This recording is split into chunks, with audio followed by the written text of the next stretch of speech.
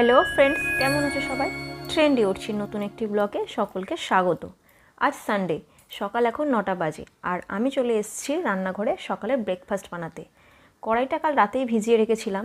সকালে দেরি না করে আলু, টমেটো, পেঁয়াজ, ধনিয়া পাতা সব কেটে নিয়ে ঘুগনিটা আগে বসিয়ে দিলাম।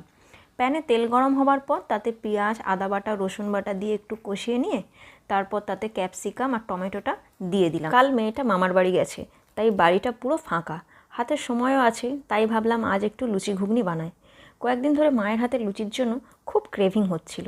এবার আমি একটু নুন দিয়ে দিলাম, সামান্য একটু নেড়ে নিয়ে তারপর তাতে অল্প পরিমাণে লঙ্কার গুঁড়ো দিলাম। আমাদের বাড়িতে খুব একটা বেশি ঝাল কেউ খায়ও না। আমরা যখন ছোট ছিলাম তখন সানডেতে আমাদের বাড়ি লুচি হতো, আর তখন সে কি আমাদের আনন্দ, সেটা বলে বোঝানো যাবে না। ছোটোবেলায় আমরা অল্পতেই খুব খুশি হয়ে যেতাম। এবার ভেজানো কড়াইটা এতে দিয়ে দিলাম। কিছুক্ষণ নেড়ে কেটে রাখা আলুটা দিয়ে একটু কষিয়ে নেব।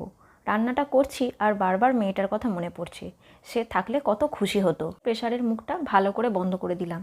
ঘুগনিটা ওদিকে ওটার মতো হোক আর আমি ততক্ষণে লুচি কটা বেলে নিই। ময়দাটা আমি অনেক আগেই মেখে ছোট ছোট লেচি কেটে রেখেছিলাম। মাম্মাম থাকলে এই লেচিগুলোতে আগেই ভাগ বসাতো। এগুলো নিয়ে খেলতে ও খুব ভালোবাসে। এখনকার বাচ্চারা তো আর কাদামাটি নিয়ে খেলতে পায় না। আমরা তখন ছোটোবেলায় কত খেলেছি। লুচিগুলো তেলের মধ্যে দেওয়ার সাথে সাথেই পুরো ফুলে বালিশ হয়ে গেল, তাই না? দেখো তোমরা। এভাবেই আমি সব কটা লুচি এক এক করে পরপর ভেজে নিলাম। আমার সমস্ত লুচিগুলো ভাজা হয়ে গেছে। এবার কর্তামশাইয়ের প্লেটটা রেডি করব। আজ কর্তামশাইয়ের ছুটি, তাই ভাবলাম ওকে একটু সারপ্রাইজ দেওয়া যাক। সকালের ব্রেকফাস্টে হাতে গরম গরম লুচি আর ঘুগনির প্লেটটা পেলে খুব অবাক হয়ে যাবে। সেদিন সকালে তো আর এমন গরম গরম লুচি ঘুগনি ব্রেকফাস্ট বানানো সম্ভব নয়।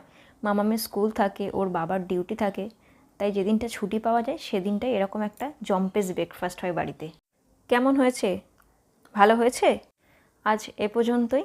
সকলে ভালো থাকবে, সুস্থ থাকবে, আর ব্লগটা কেমন লাগলো অবশ্যই কমেন্ট করে জানিও। দেখা হচ্ছে পরের ব্লগে। টাটা।